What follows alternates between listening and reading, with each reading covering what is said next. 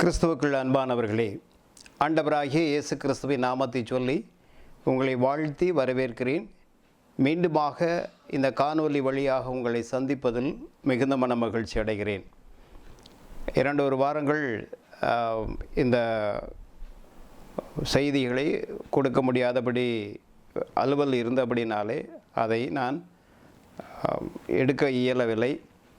ஆனாலும் இந்த நாளிலே செய்தியை உங்களிடத்திலே பகிர்ந்து கொள்ளும்படியாக தேவன் கிருபை செய்தார். ஆகவே அவருக்கு மகிமை உண்டாகட்டும். அன்பானவர்களே, இந்த மாதத்தினுடைய கடைசி ஞாயிற்றுக்கிழமை தேவ சமூகத்திலே அமர்ந்திருக்கிறோம். தேவ பிரசன்னத்திலே நிறைந்திருக்கிறோம். தேவ கிருபை நம்மை தாங்கி இருக்கிறது. யோசித்து பாருங்கள், இந்த வருடம் ஆரம்பித்து 6 மாதங்கள் கடந்து விட்டோம். 7வது மாதத்திற்குள் அடியெடுத்து வைக்க காத்திருக்கிறோம். எவ்வளவு அற்புதமாக அதிசயமாக 6 மாதங்களை கடந்திருக்கிறோம் என்பதை யோசித்து பார்ப்போம். கஷ்டங்கள் இருந்தது, வியாதிகள் இருந்தது, எல்லா விதமான உலகத்திலே காணப்படுகிற அனைத்தும் நமக்கும் இருந்தது தான். ஆனாலும் அவற்றிலிருந்து அற்புதமாக அதிசயமாக ஆண்டவர் தமது கிருபையினால் நம்மை பாதுகாத்திருக்கிறார், அரவணைத்திருக்கிறார். எல்லா வேளைகளிலும் நமக்கு போதுமானவராக இருந்திருக்கிறார். என் கிருபை உனக்கு போதும் என்று சொல்லி நம்மை தேற்றக்கூடியவராக இருந்தார். ஆகவே அவருக்கு சகல துதிகன மகிமையை நாம் ஏறெடுப்போம். உணவு, உடை, இருப்பிடம் தந்து சந்தோஷம் சமாதானத்தையும் தந்து அவருடைய பிள்ளைகளாய் இந்நாள் வரையிலும் நிலைத்து வாழக்கூடிய ஒரு வாழ்வை நமக்கு தந்திருக்கிறார். நான் கிறிஸ்தவன், நான் கிறிஸ்தவள் என்று சொல்லி கிறிஸ்துவுக்கு சாட்சியாக வாழக்கூடிய மிகப்பெரிய ஒரு வாழ்வை நமக்கு தந்திருக்கிறார். இந்த உலகத்தில் நாம் வாழ்ந்து கிறிஸ்துவை வெளிக்காண்பிக்கும்படியாக நம்மளுடைய ஒவ்வொரு செயல்களும் கிறிஸ்துவை பிரதிபலிக்கும்படியாக நம்மை தெரிவு செய்திருக்கிறார். ஆகவே பவுல் சொன்னது போல, பிழைத்திருப்பது நான் அல்ல, கிறிஸ்துவே என்னில் பிழைத்திருக்கிறார் என்று சொல்லத்தக்கதாக நம்மை அவர் தெரிவு செய்திருக்கிறார். அவரை ஏற்றுக்கொண்டவர்கள் எத்தனை பேர்களோ அத்தனை பேர்களும் அவருடைய பிள்ளைகளாகும்படிக்கு அவர்களுக்கு அதிகாரம் கொடுத்தார் என்று வேத வசனம் சொல்கிறது. ஆகவே அவருடைய பிள்ளைகளாய் அதிகாரத்தை பெற்றிருக்கிற நாம் அந்த அதிகாரத்தை அனுபவித்து அதை மற்றவர்களுக்கு பகிர்ந்து கொடுக்கும்படியாய் நாம் அழைக்கப்பட்டிருக்கிறோம். அன்பானவர்களே, இந்த நாளிலும் உங்கள் மத்தியிலே உங்களோடு கூட நான் பேசும்படியாக தெரிந்து கொண்ட தலைப்பு உப்பும் ஒளியும். நீங்கள் உலகத்திற்கு உப்பாயிருக்கிறீர்கள். நீங்கள் பூமிக்கு உப்பாயிருக்கிறீர்கள், உலகத்திற்கு ஒளியாயிருக்கிறீர்கள் என்று வேதம் சொல்கிறது. அதற்கு நான் ஆதாரமாக எடுத்திருக்கிற வேத பகுதி மத்தேயு 5ஆம் அதிகாரம் 13 முதல் 16 வசனங்கள் அடங்கிய வேத பகுதியிலிருந்து தான் இந்த நாளிலே நாம் சிந்திக்க இருக்கிறோம். பொதுவாக ஆண்டவர் உவமையாக பேசுகின்ற பொழுது எளிமையான காரியங்களை எடுத்துத்தான் அவர் பேசியிருந்தார் என்பதை நாம் புரிந்து கொள்ள முடியும். சின்ன சின்ன விஷயங்களிலே அன்றாடம் மக்கள் பயன்படுத்தக்கூடிய அந்த நாட்களிலே மக்கள் தங்களுடைய புழக்கத்தில் இருந்த காரியத்திலிருந்து அவர் உவமைகளை எடுத்துக்காட்டுகளை சொல்லி மக்களுக்கு புரிய வைத்தார். ஏனென்று சொன்னால், கிறிஸ்துவை சுற்றி இருந்த மக்கள், அவருடைய சீடர்கள் படிப்பறிவு இல்லாதவர்களாக இருந்தபடினாலே அவர்களுக்கு எளிமையானவற்றை சொல்லி புரிய வைக்கக்கூடிய காரியத்தை அவர் செய்தார் என்று நாம் பார்க்கிறோம். மத்தேயு 5ஆம் அதிகாரம் 6ஆம் அதிகாரம் 7ஆம் அதிகாரம் அது மலை பிரசங்கம் என்று சொல்லி நாம் பார்க்கிறோம். இந்த மலை பிரசங்கத்தில் தான் கிறிஸ்துவனுடைய நற்செய்தியின் கருப்பொருள் முழுவதும் அடங்கியிருக்கிறது. ஆகவே நமது இந்திய தேசத்தினுடைய தந்தை என்று அழைக்கக்கூடிய காந்தி, மகாத்மா காந்தி அவர்கள் ஒவ்வொரு நாளும் காலையில் எழுந்து இந்த மத்தேயு 5ஆம் அதிகாரம் 6ஆம் அதிகாரம் 7ஆம் அதிகாரத்தை அவர் வாசிப்பார் என்று சொல்லி அவரது பயோகிராஃபியில் சொல்லப்பட்டிருக்கிறது. காரணம் என்னவென்று சொன்னால், இதை பின்பற்றி நடக்கிறவர்கள் ஒவ்வொருவரும் கிறிஸ்தவர்களாக, உண்மையுள்ள கிறிஸ்தவர்களாக வாழ முடியும் என்று அவருடைய எண்ணம், அவருடைய கருத்துக்கள் இருந்ததை நாம் பார்க்கிறோம். ஆக இந்த மலை பிரசங்கத்தில் தான் ஆண்டவர் உப்பையும் ஒளியையும் பற்றி அங்கே சொல்வதை பார்க்கிறோம். இந்த மத்தேயு 5ஆம் அதிகாரத்தில் 2ஆம் வசனத்தை நாம் பார்க்கிற பொழுது, அவர் வாயை திறந்து போதிக்க துவங்கின போது அப்படின்னு சொல்லப்பட்டிருக்கும். வேறு எங்கேயுமே அவர் உவமைகளை சொல்லுகின்ற பொழுது இந்த வார்த்தைகள் இருக்காது. அவர் தனது வாயை திறந்து போதிக்க துவங்கின பொழுது. போதனை என்று சொன்னால் டீச்சிங், பிரசங்கம் என்று சொன்னால் ப்ரீச்சிங். இப்போ டீச்சிங்க்கும் ப்ரீச்சிங்க்கும் ஒரு வித்தியாசம் இருக்கிறது. யோவான் ஸ்நானகன் செய்தது ப்ரீச்சிங், அவர் பிரசங்கித்தார். என்ன பிரசங்கித்தார்? பரலோக ராஜ்யம் சமீபத்தில் இருக்கிறது, மனம் திரும்புங்கள் என்று பிரசங்கித்தார். இயேசு கிறிஸ்துவும் அதைத்தான் செய்தார். பரலோக ராஜ்யம் சமீபத்தில் இருக்கிறது, மனம் திரும்பி என்று சொல்லி அவர் பிரசங்கித்தார். ஆனால் அவர் செய்ததுக்கும் இவர் செய்ததுக்கும் என்ன வித்தியாசம் என்றால், யோவான் ஸ்நானகன் ப்ரீச்சிங் செய்தார், அதாவது பரலோக ராஜ்யத்தை பற்றி அவர் மற்ற மக்களுக்கு எடுத்துரைத்தார். ஆனால் இயேசு கிறிஸ்து பரலோக ராஜ்யத்தை எடுத்துரைத்தது மாத்திரமல்ல, பரலோக ராஜ்யம் எப்படிப்பட்டது என்பதை அவர்தான் விளக்குகிறார். கடுகுக்கு ஒப்பாக இருக்கிறது, நல்ல நிலத்திற்கு ஒப்பாக இருக்கிறது, புளித்த மாவிற்கு ஒப்பாக இருக்கிறது என்று சொல்லி அதன் பரலோக ராஜ்யத்தினுடைய விளக்கத்தை எடுத்து சொல்கிறார். ஆகவே அவர் வாயை திறந்து போதித்தார், டீச் பண்ணினார். எப்படி டீச் பண்ணார் என்றால், அதை மக்களுக்கு புரியும் விதமாக அதனுடைய ஆழங்களை அழுத்தங்களை எடுத்து சொல்லக்கூடியவராக அங்கே காணப்பட்டார் என்று சொல்லி பார்க்கிறோம். ஆக மனம் திறந்து அவர் பிரசங்கித்தார் என்பதை நாம் சுருக்கமாக புரிந்து கொள்ளலாம். டிக்னிஃபைடு என்று நாம் அதை சொல்லலாம், ஷாலோம் என்றும் அதை ஆங்கிலத்தில் அழைக்கலாம். இங்கே ஆண்டவர் சொன்ன ஒரு உவமை என்னவென்றால், நீங்கள் பூமிக்கு உப்பாய் இருக்கிறீர்கள். உப்பு ஒரு சாதாரணமான ஒரு பொருள், ஆனால் அதற்கு பற்றாக்குறையே வராது. எந்த காலத்திலும் அது இல்லை என்று போகாது. உப்பு எல்லா காலத்திலும் தாராளமாக கிடைக்கக்கூடிய ஒரு பொருள். இரண்டாவது, அவருடைய சீடர்கள் எல்லாம் மீனவர்களாக இருந்தபடினால் அவர்களுக்கு உப்பை பற்றி நன்றாக தெரியும். ஆகவே அதை குறித்து அவர் பிரசங்கிக்கிறார். அங்கே இயேசுவினுடைய காலத்திலே உப்பு ஒரு அன்றாடம் பயன்படக்கூடிய பொருள் மாத்திரமல்ல, அது முக்கியத்துவம் வாய்ந்ததாகவும் அங்கே காணப்பட்டது. உப்பு பிரித்தெடுக்கக்கூடிய அல்லது மறுரூபமாக்கக்கூடிய ஒரு பொருள். தண்ணீராக இருக்கக்கூடிய, திரவமாக இருக்கக்கூடிய அந்த பொருள் திடப்பொருளாக மாற்றப்படுகிறது. ஆனால் அதில் எவ்விதமான கலப்படம் இல்லை. இன்னும் சொல்லப்போனால் அதை காணிக்கை பொருளாக கொண்டு வந்து பலிபீடத்தில் படைப்பார்கள். இன்றும் கத்தோலிக்க சபைகளிலே இந்த உப்பை கொண்டு வந்து காணிக்கையாக படைப்பார்கள். காரணம் என்னவென்றால், அது அவ்வளவு முக்கியத்துவம் உடையதாக இருந்தது. அதனுடைய நிறம் வெண்மை, அது பரிசுத்தத்தை அது பிரதிபலிக்கக்கூடியதாக இருந்தது. ஆகவே உப்பு மிக முக்கியத்துவம் வாய்ந்த ஒரு பொருள். அதை பலிபீடத்திலே வந்து காணிக்கையாக படைத்தார்கள்.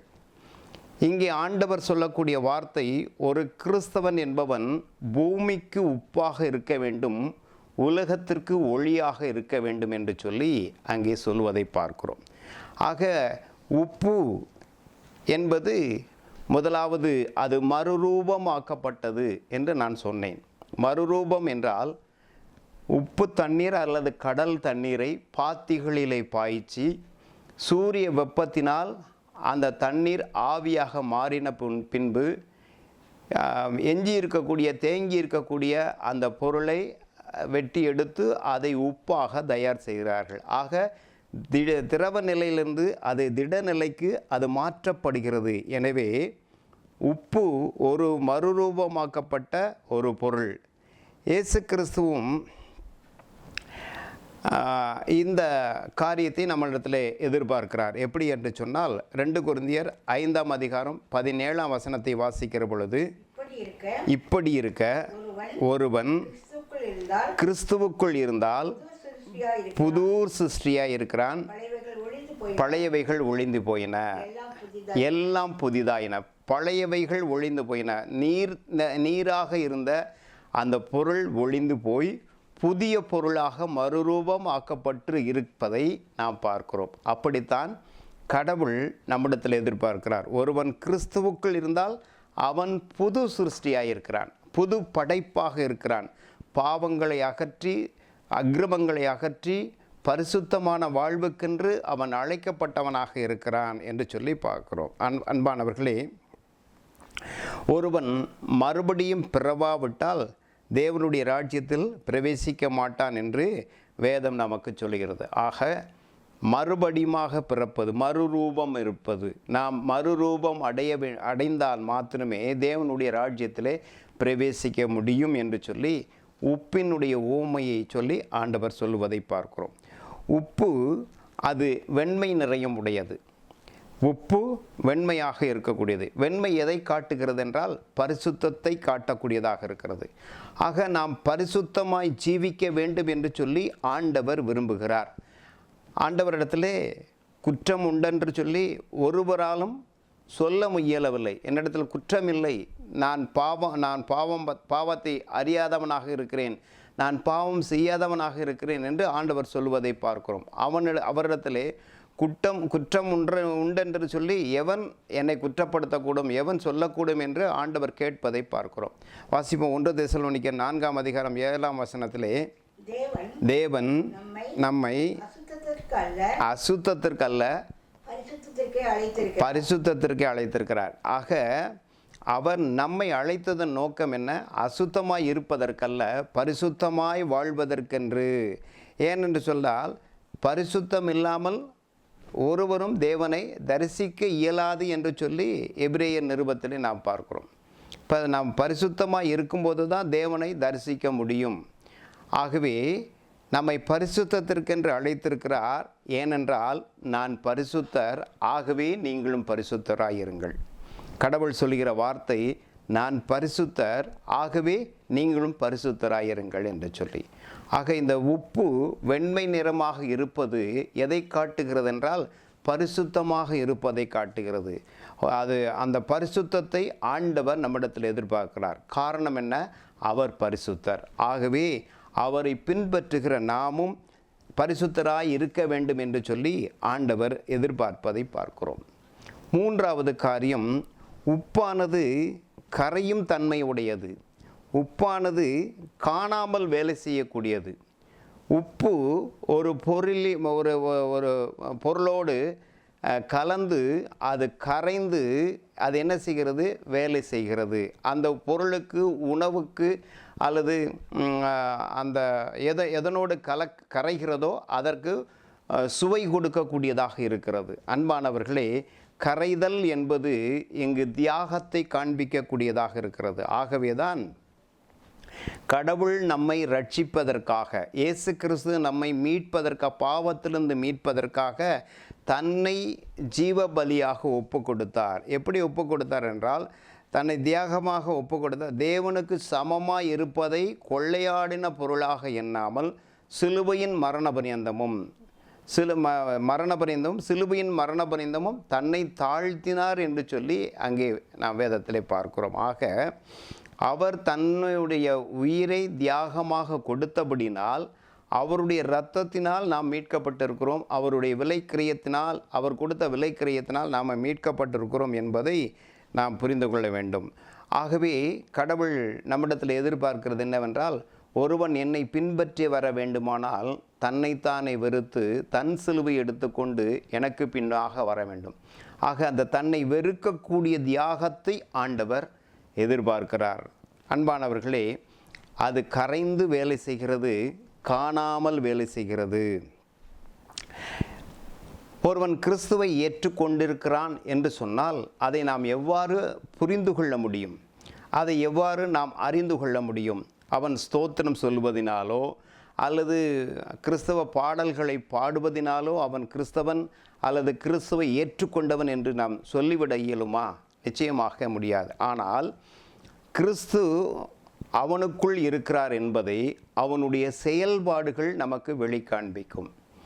அவனுடைய செயல்பாடுகள் கிறிஸ்துவை பிரதிபலிக்கக்கூடியதாக இருக்கும். ஆகவே தான் கலாத்தியர் நிருபம் 2ஆம் அதிகாரம் 20ஆம் வசனத்திலே, இனி நானல்ல, கிறிஸ்துவே எனக்குள் பிழைத்திருக்கிறார் என்று அங்கே சொல்வதை பார்க்கிறோம். ஆக அவன் பாவத்திற்கு செத்து நீதிக்கு பிழைத்திருக்கிறான். பிழைத்திருப்பது நான் அல்ல, என்னுடைய செயல்களின் வழியாக நான் என்ன செய்கிறேன்? கிறிஸ்துவை காண்பிக்கிறேன். ஆக கிறிஸ்து எனக்குள் இருக்கிறார் என்பது மற்றவர்களுக்கு எப்படி தெரிகிறது என்றால், எனக்குள் இருக்கிற கிறிஸ்து, எனக்குள் மறைந்திருக்கிற கிறிஸ்து என் செயல்கள் வழியாக காண்பிக்க.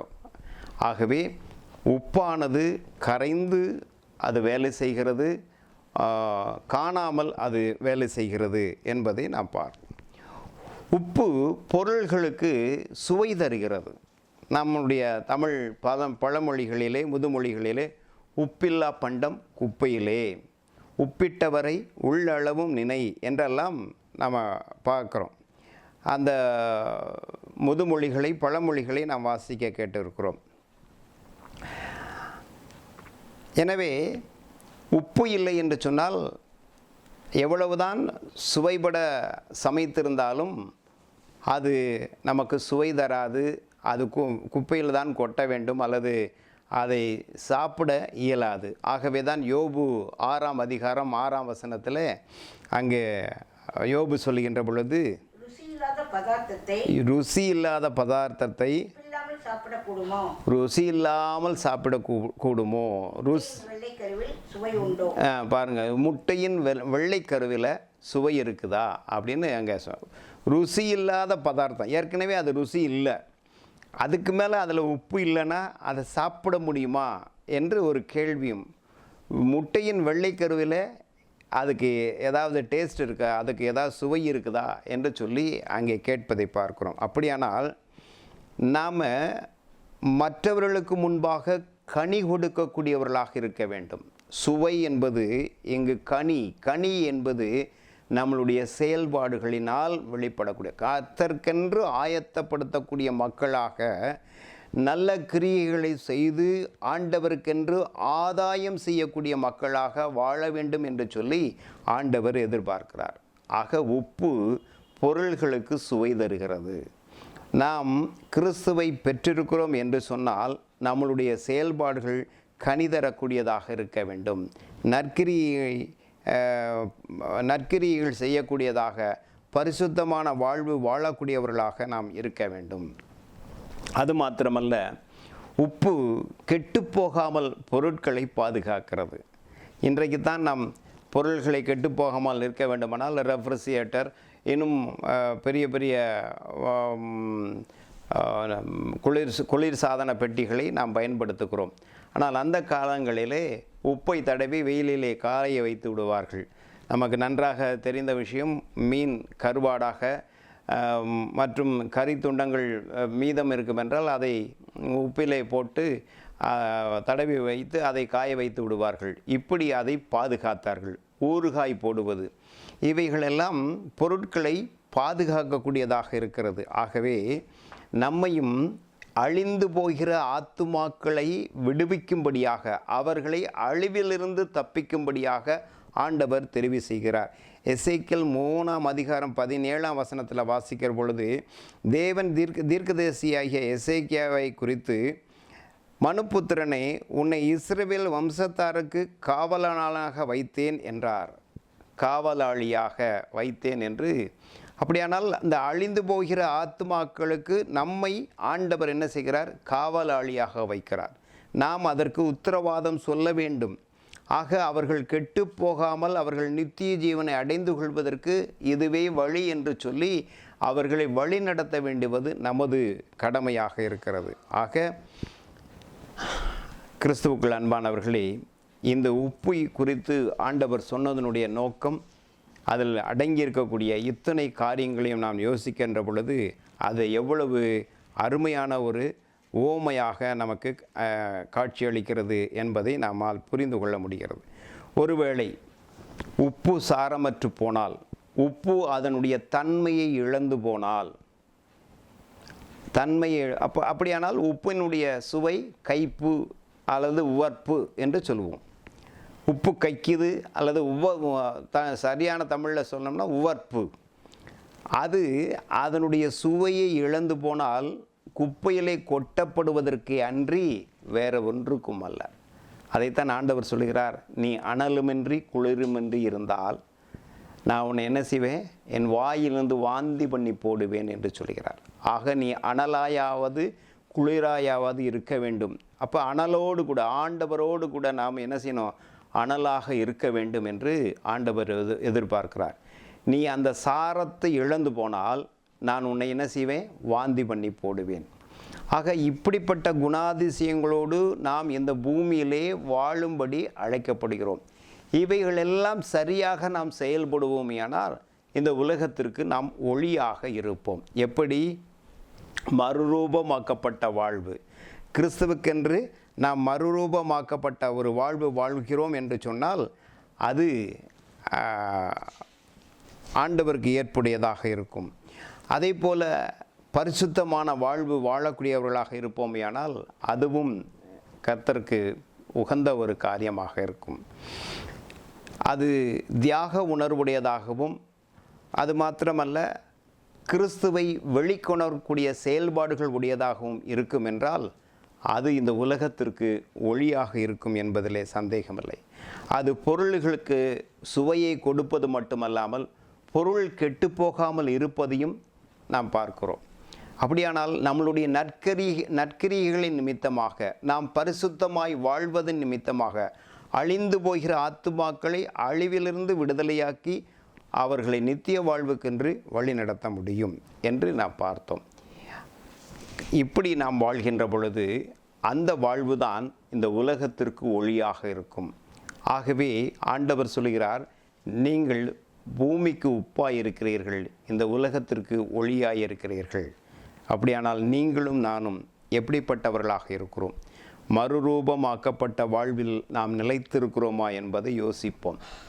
இந்த உப்பை போல பரிசுத்தமுடையவர்களாக இருக்கிறோமா என்பதை யோசிப்போம். அது கரைந்து காணாமல் வேலை செய்வதைப் போல தியாக உள்ளத்தோடு அழிந்து போகிற ஆத்துமாக்களை ஆண்டவர் அண்டை கொண்டு வருகிறோமா என்பதை யோசித்து பார்ப்போம்.